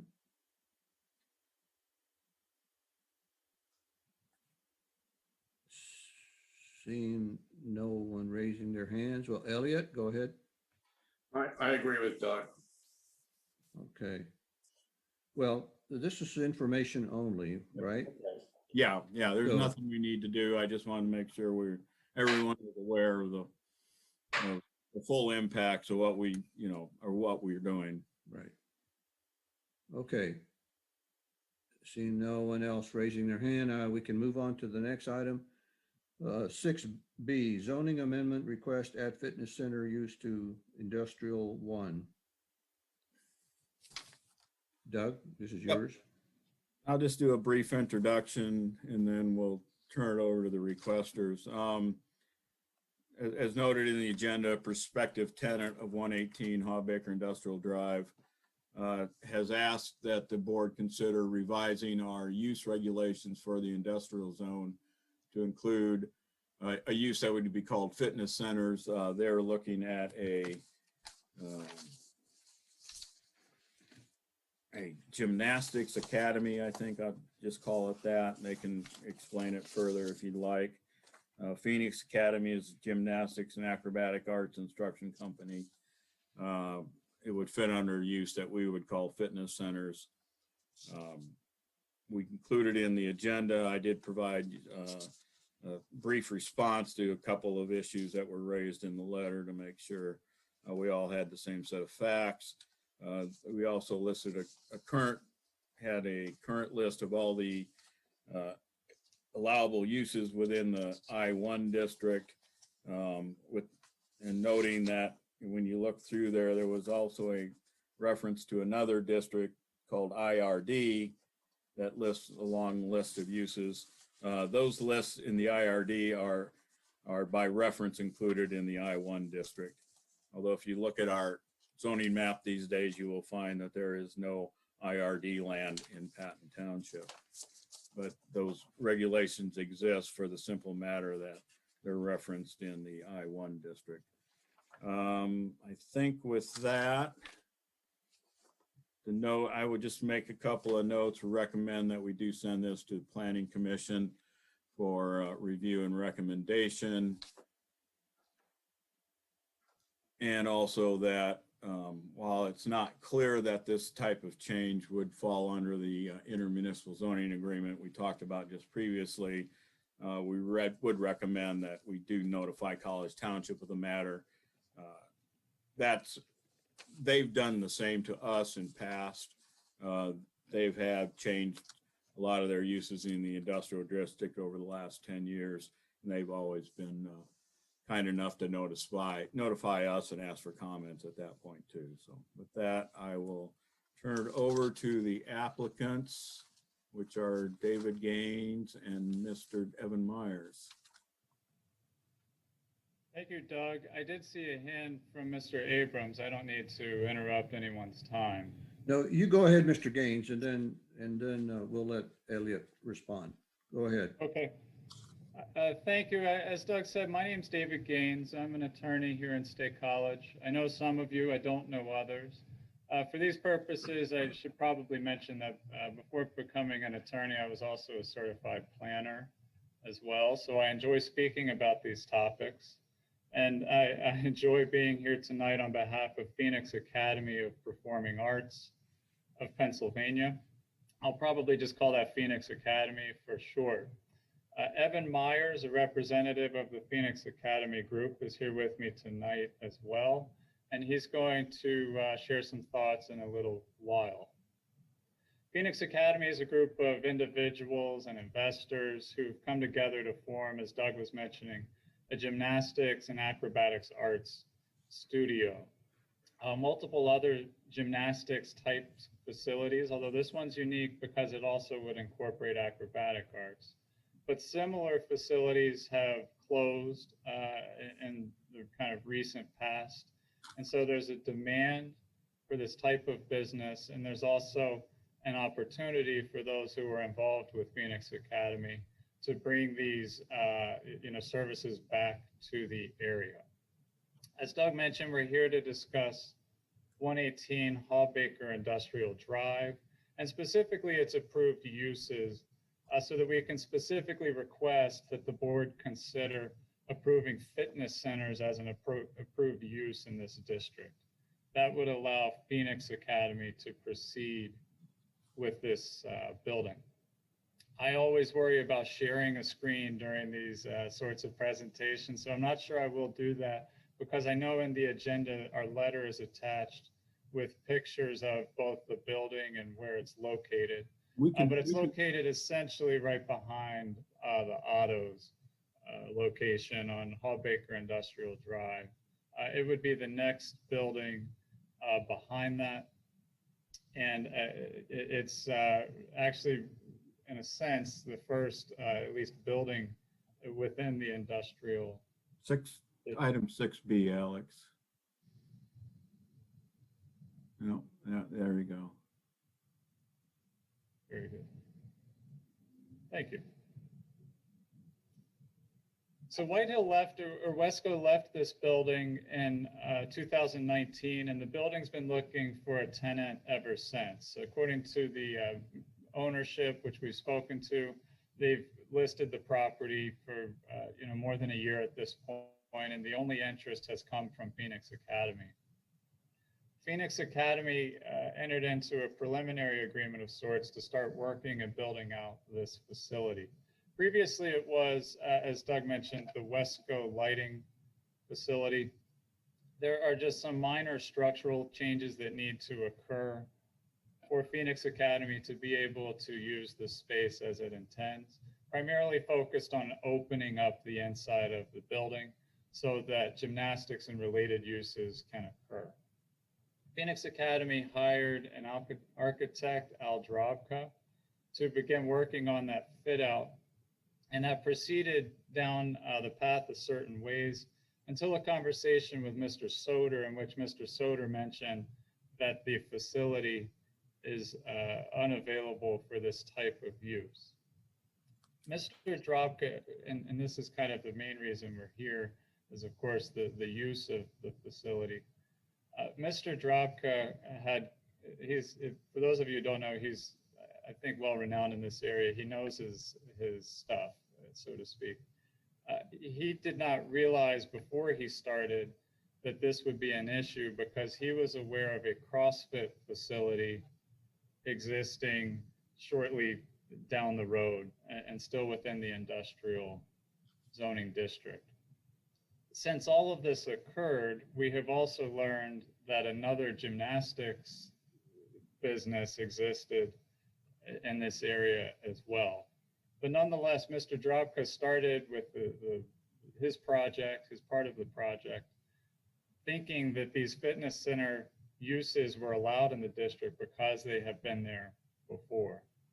When he learned from Mr. Soder that that's not the case, it's not an approved use in this district, we regrouped, and of course, that's why we're here tonight. To support the request and explain a little bit about our reasoning, I would first, again, reiterate the story that I just mentioned, which is that although this would not bind the township, we do think it's relevant that this use has existed in the industrial zone previously. And to our knowledge, based on the research we could do heading into tonight, which was on a short timeline, I haven't learned of any real concerns or problems that existed because of that. Often, you wish in these zoning matters that you had a better indication of what would happen if a use proceeds. And I would respectfully suggest that it should be okay here because it has actually existed previously.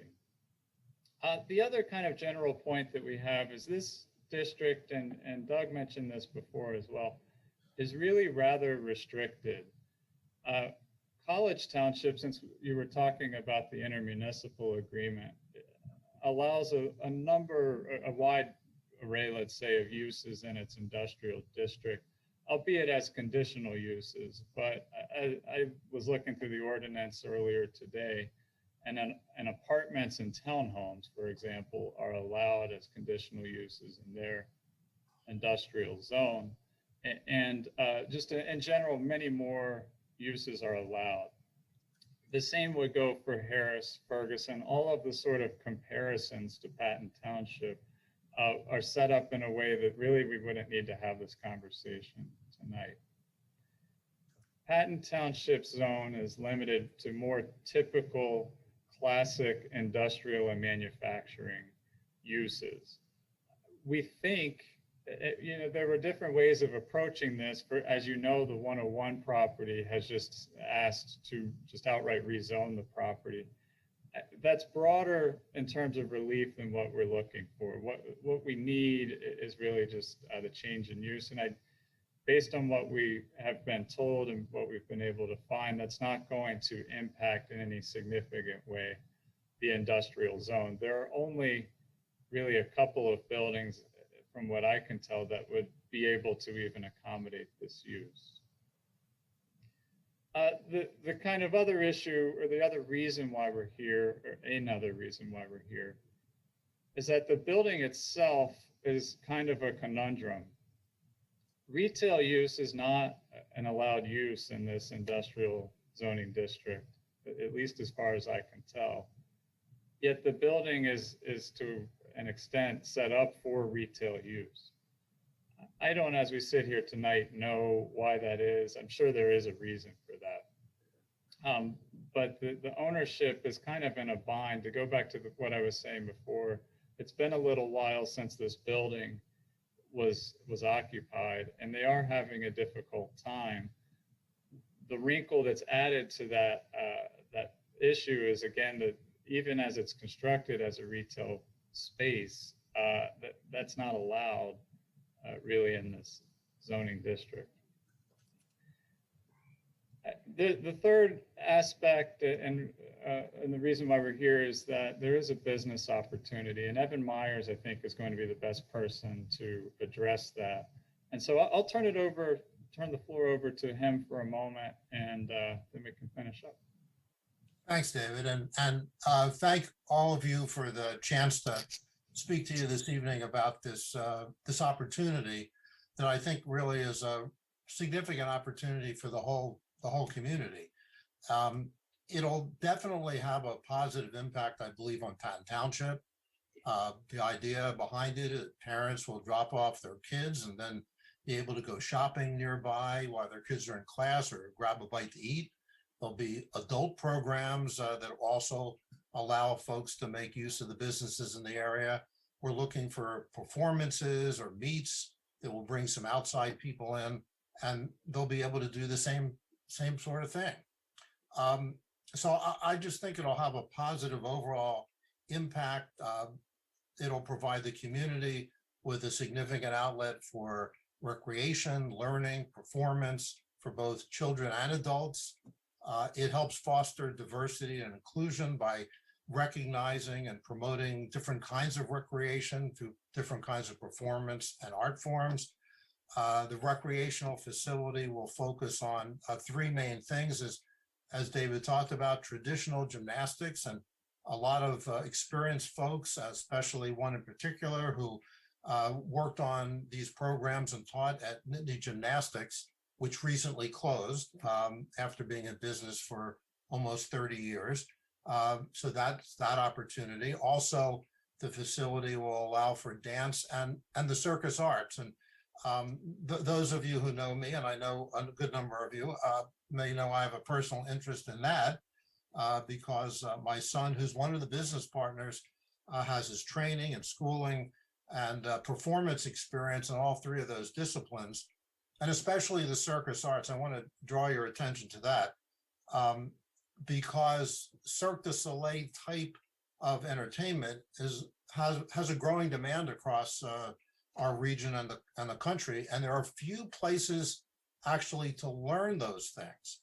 And given the background of some of the folks involved in putting this together, that would create a really unique opportunity for the region to be able to teach that. So what's the ask? Why are David and I here? What's the issue? I really want to be honest and level with you about this. This is an ideal location. It's right off I-99 interchange. It won't cause congestion because you get right off the road and come right there. We'll be able to make modifications, as David said, easily to the building. There's only one, and it isn't even major modification. It's moving one interior post. The thing is, we're going to need to be operating with this in some way by the start of the school year in the fall. With the pandemic, putting things on hold for a year now with vaccinations and so on, and the idea that we'll get back closer to normal by the fall, it presents a business opportunity to do that. We are looking at other venues, but none that are that close by. We prefer this location. So for me to be before you guys, it's kind of like turning the tables for me. I served as the chair of the State College Planning Commission for 6 years. I've been on Borough Council in State College for 7.5 years. I'm respectful of the process that has to be followed. You know, I have that same experience. But since we have little time left, and time is definitely an issue, my ask is that just as you would for any great project like this, that you look at creative ways to move this forward with all speed. Thank you. You're muted. Dan, you're muted. Turnabout is fair play. Elliot, go ahead. I just wanted to move approval of this at the very beginning of this. This use, I actually thought this use was already allowed because there was a CrossFit place, which is now combined with Fitology, which is in the borough next to the Westerly Parkway, in the Westerly Parkway Shopping Center. And I agree wholeheartedly that this is a good idea. Okay, any other board members wish to comment? Yes, Betsy, go ahead.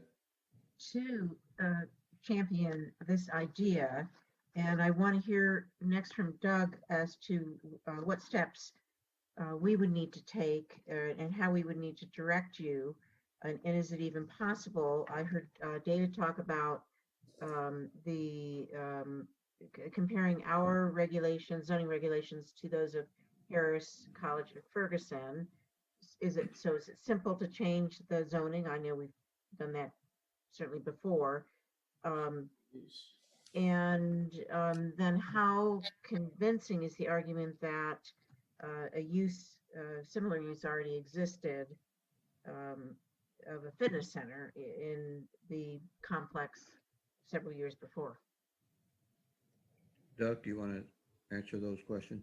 Yeah, well, the process has to follow the municipality's planning code. So the first step would be to get an opinion from the planning commission. So that's the second bullet point under next steps would be sending the matter to the planning commission. If you'd like, you can ask them to move forward as fast as they can. Potentially, they could bring it back in one, after one meeting, or it might take, two. Following that, once it comes back, we're in it's the same process that we're going to follow with 101 Hawbaker Industrial Drive. So there are notice requirements and advertising requirements. Typically, from the time after the planning commission makes a recommendation, the board gets it back. There's a usually 21 to 30 day period that has to expire to do all the notices that are required to be done for any change to zoning regulation. So we're probably in a 60 to 90 day time frame to do an approval.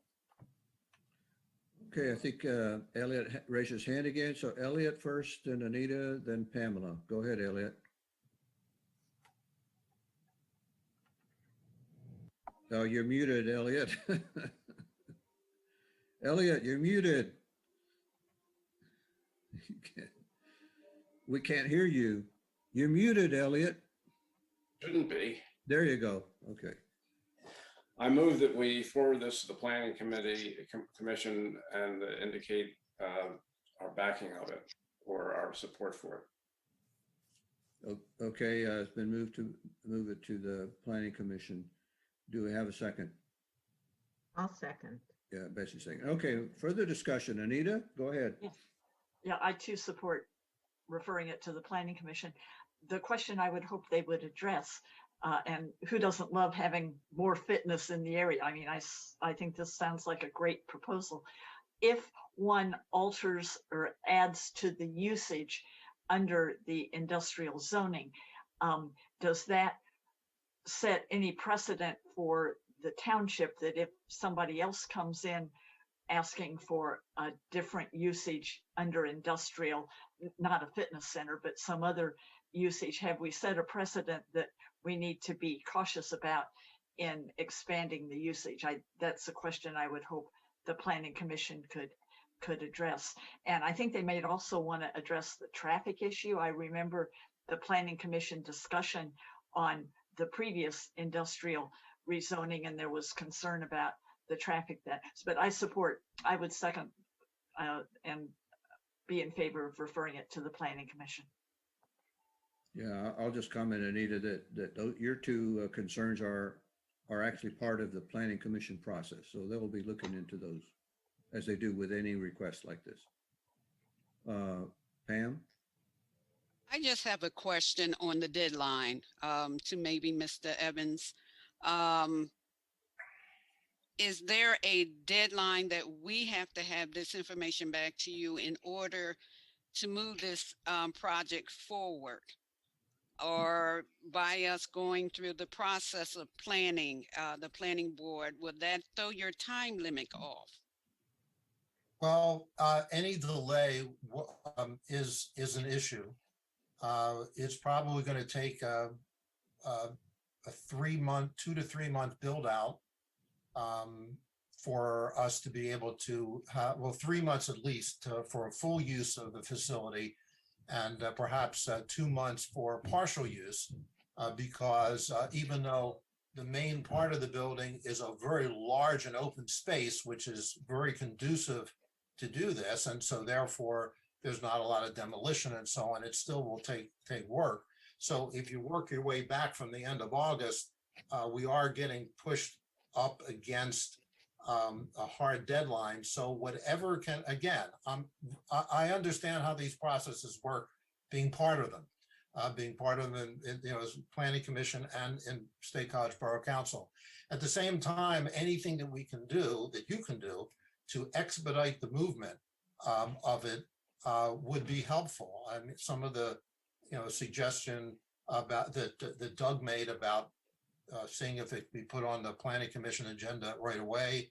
I do know that when public hearings are held, oftentimes the same meeting after the hearing's held, there's a vote that can be held in that same meeting.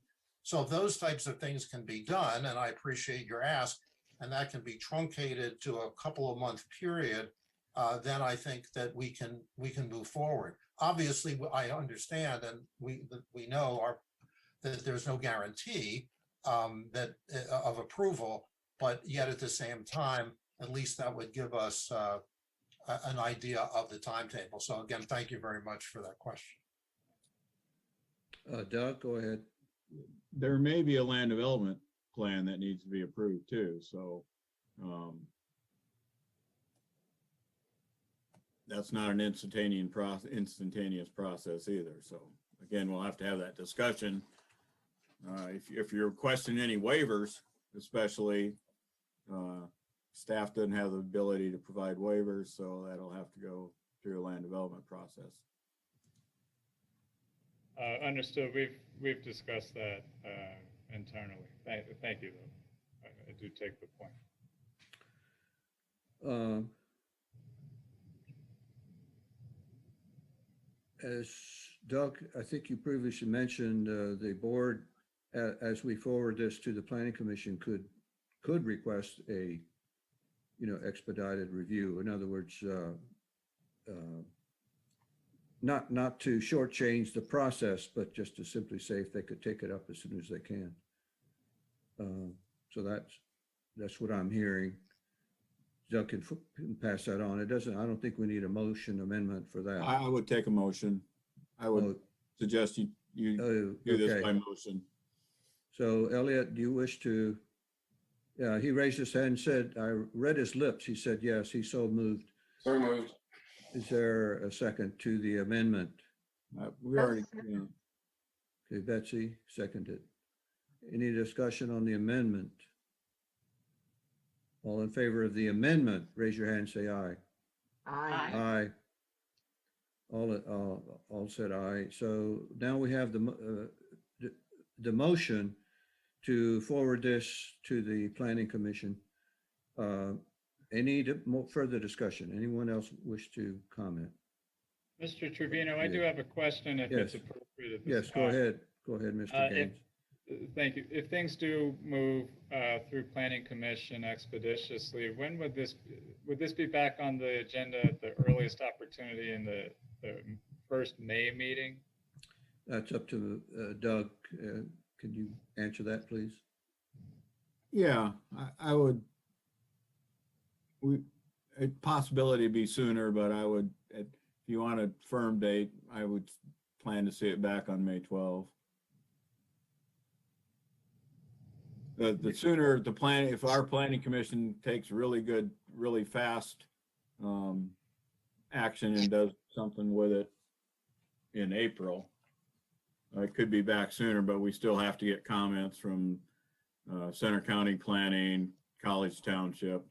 So we'll start all those notifications as soon as possible.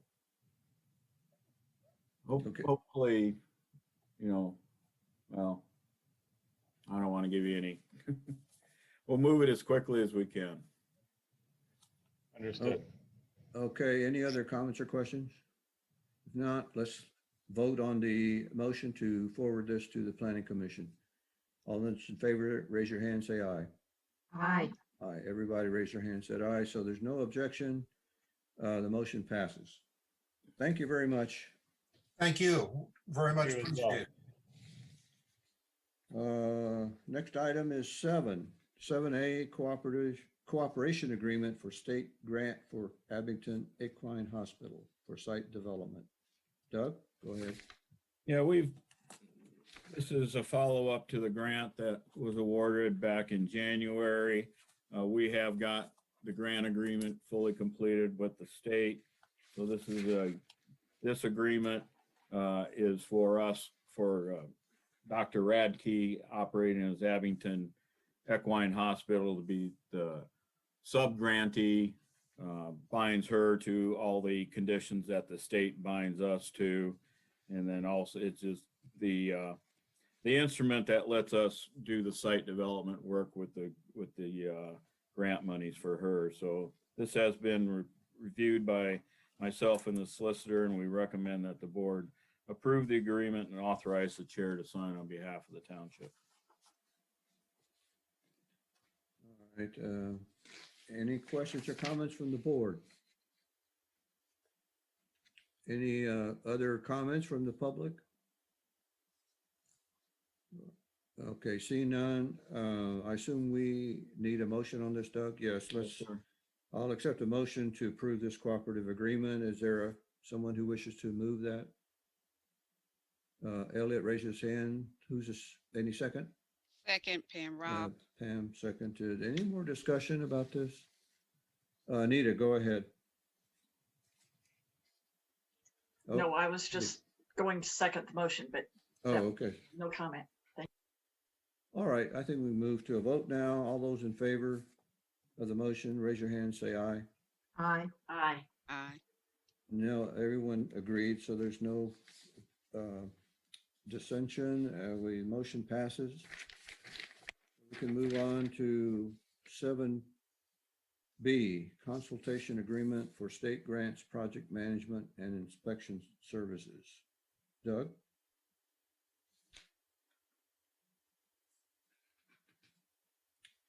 Doug, you're muted. Doug, there you go. Sorry. This is another piece of the Abington project. Brings Stahl Schaefer Engineering on to provide contract management, contract administration, and inspection services. We did take proposals. We issued a request for proposals. We had 7. We had 4 of us reviewed proposals. Stahl Schaefer came up as first or second on everybody's list. I entered into a negotiation with him, or a short negotiation with him. We have before us. This agreement would also cover future work that we're anticipating for the Patton Crossing project. We're anticipating to get 1.5 million plus grant for that project, and there may be additional work that may come our way for this type of work for future projects. So I recommend we enter into this agreement with Stahl Schaefer. It covers 24-month period. They would bill us on a hourly basis. Copies of the agenda, the agreement were included. The solicitor has not reviewed this, so I'd ask the board to contingently approve pending review by the solicitor, and I'll work with Betsy on that. Okay, I'll just also remind the board that we discussed this 2 weeks ago at our prior board meeting and directed our manager, Doug, to go ahead and prepare this agreement. Any questions or comments from the board or from citizens? Seeing none, I'll accept a motion to conditionally approve the agreement pending review by the solicitor and authorized manager to sign on behalf of the township. So anyone wish to make that motion? Anita Tees moved. Is there a second? Elliot seconded. Any further discussion? Seeing none, let's go ahead and have a vote. All those in favor, raise your hand and say aye. Aye. Aye. Everyone did that. So there's no disagreement. The motion passes. Next item 7C, COVID ordinance amendments to align with recent state orders. Doug, I guess this is yours. Yeah, I've been anticipating some changes to come from the state. The governor did make an announcement last week, but nothing that he announced has been followed up by an order from the Department of Health. They did publish an order related to fully vaccinated people. As you've no doubt heard on on news, national and local news, CDC has provided updated guidance if you're fully vaccinated that you can do certain things that you could not do before. We'll wrap this into a change. I just asked, we probably do this by consensus because it's that we call this pending legislation so the chief knows that we're going to include this in a change, and we will not, I don't think we've had any mask enforcement issues lately, but if we should run into something where the police ran into people who are fully vaccinated and following CDC guidance, we won't cite them, knowing that we're gonna wrap this in hopefully at the next meeting to an updated COVID ordinance. And unless somebody tells me otherwise, I think if the board says nods yes, we'll take that as consensus for now. I see everyone nodding their head yes, so that is our consensus. Then we can move on to item 7D, manager's annual energy efficiency update. Not a whole lot to report on this. We did do some work last year, putting in some LED lighting. Noted that we did complete, or it's 98% done, the Valley Vista shared use path. There's the next bullet we'll talk about at the next meeting. More rail trails being gifted to the township. And we did begin some planning for a route from the planned airport district, a bike path into the township. Currently those efforts are on hold, and hopefully we'll probably take those back up if we have funding next year. I think those are the only additions to the report. I'll ask the board if they want me to continue this annually. I think this is work that is going to be picked up at the COG level through the Sustainability Committee. And if the board would like me to continue doing it, I will. Or if they want to say we don't need more updates, that's fine too. That's the end of my report. Yes, Betsy, go ahead. I, for one, would like to see it continue. I will bring it up with Pam Adams at the Climate Committee and see if other managers are doing the same thing. It could be useful data. Thanks for doing it. Yeah, it doesn't mind updated each year, but right. And there might be some areas to improve, change encourage from I don't know. I'm thinking of the clothesline thing or something, how can we bump it up, or using native plants? How can you incentivize that sort of whatever. Okay, thank you for that. Any other comments or questions from the board or from the public? No, seeing none, I think we can move on. You got you got the consensus, I think, from the board, Doug, to continue for, Mm-hmm. unless told otherwise. Next item, 8, consent agenda. Is there anything on the consent agenda that any member of the board wishes to pull for separate discussion before we vote on the consent agenda? I can't see everybody. Let's see. Now I can. Thank you, Alex. Nobody's raising their hand to pull any item on the consent agenda. So I'll accept a motion to approve the consent agenda. So Anita? moved, Pam, Rob. Oh, we got 3 people. Oh. Anita raised her hand and Pan said second. So Okay. the motion's been moved and seconded. Any discussion? Seeing none, all those in favor of approving the consent agenda, raise your hand and say aye. Aye. No, none opposed, so the motion passes. Moving on, number 9, managers report. Thank you. We had a meeting out at Burnell Fox Hill Road yesterday to talk about restarting. HRI will pick that project back up in mid-April. There probably will be a closure of Burnell Road for 2 or 3 weeks. I should say 3. They keep telling me 3. I kept saying 2. But it'll probably be 3 weeks. We are going to try and look at seeing if we can get it opened on the weekends for Nittany Valley Sports Center. That may be a matter of what the developers out there, the owners at the Nittany Valley Sports Center, want to pay for all the changing back and forth of the traffic control. But that will begin in mid-April. They'll be working alongside Fox Hill to start with, doing widening, and then they got quite a bit of work, I guess, left to do in the intersection. Just note, I don't know, you see notices every once in a while, but there will be mandatory 10-digit dialing for our area code that begins in a couple of weeks. So if you have to reprogram all your automatic devices, probably a good time to get started on doing that. And then the schedule of upcoming events, nothing's changed from the last meeting. That's the end of my report. Any questions or comments from the board? Or from the public? Seeing none, we'll move on. Thank you, Doug. Committee reports. Committees have submitted written reports. Thank you again, everybody. Are there any comments or questions on committee reports? Seeing none, we can move on. Other business.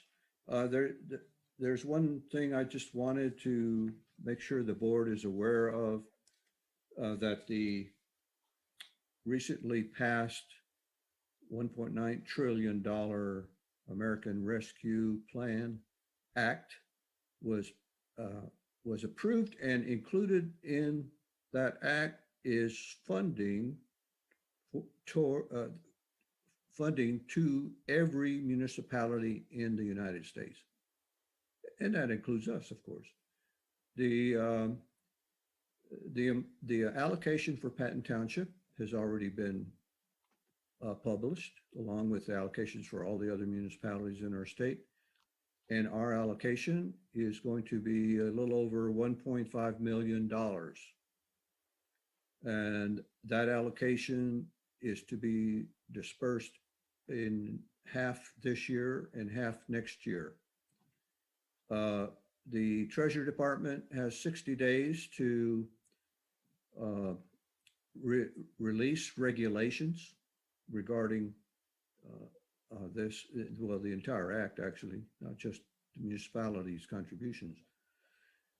But, and then the state has 30 days after that. So it's going to be 3 months before we get any detailed information about how these funds are to be dispersed and regulated. But we do know from the act wording and language in the act that there are quite a lot of permitted uses for this money, and including support for nonprofits and individuals and tourism and hospitality industry that have been negatively impacted, premium pay for essential workers who had to work during the pandemic, infrastructure development, such as water, sewer, and broadband. These are just permitted uses, some permitted uses. And we have ability as a township to decide how we're going to allocate these funds. So we have 4 years to spend the money. It has to be all spent by the end of 2024. So there's really no rush. And as David Sanko, who's exec director of PSAT, says, do it right, not do it fast, do it right. So we have plenty of time for discussion. And I think I mentioned to Doug and I by email discussed ideas. And I think we need to have a board discussion about the best way that this money can be used to impact our township and benefit our township the greatest. So we'll have to wait for a little while before we get the regulations, before we can actually have any movement about this. So Doug and I will discuss when to get this item on the agenda later this year, and whether a work session is warranted as the first step. Any comments or questions about that? Okay, seeing none. I have, Oh, yes, I go do have an ahead. additional item for other business. I didn't want you to call Oh, me go ahead. adjourned. Sure, Okay. I'm sorry. Oh, no, that's fine. I noticed as I was reading over the minutes that one of the persons that we recommended at COG, on the list of recommended appointees to the Center County Region Building and Housing Board of Appeals, is a person named Scott Good, and he was recently held in found guilty of stealing from his workers. This was I guess a case tried by the Attorney General, Josh Shapiro. I would like to suggest that he's actually due to start April 1st, but I would like to suggest that at our next meeting that we have this on the agenda, if we need to do it that way, or if we can take a real, and I can share the information with everyone, the article on the holding of the case. This is Scott Good is the owner of Goodco, and he was shortchanging his workers, and as a result, we, the township or townships in the area, were not receiving proper taxes from that, aside from the fact that the workers were being shortchanged. So Doug, advise on how to proceed. I did email a couple of folks at COG. They're working on some things there. Okay. So at this point, I'd say let's just tentatively put it on the agenda for the next meeting. Okay. Is it okay if I circulate it among, or should I just send it to you? You've got it, actually. If you could circulate it to the supervisors. We'll do it as part of the next meeting. Yeah. I mean, if you'd like to circulate it now, go ahead. Okay. Thank you. Just stay in touch. We'll add it to the next agenda. If there's no other objection. Thanks very much. Thank you, Betsy, for your sharp eyes, or however you found out about this.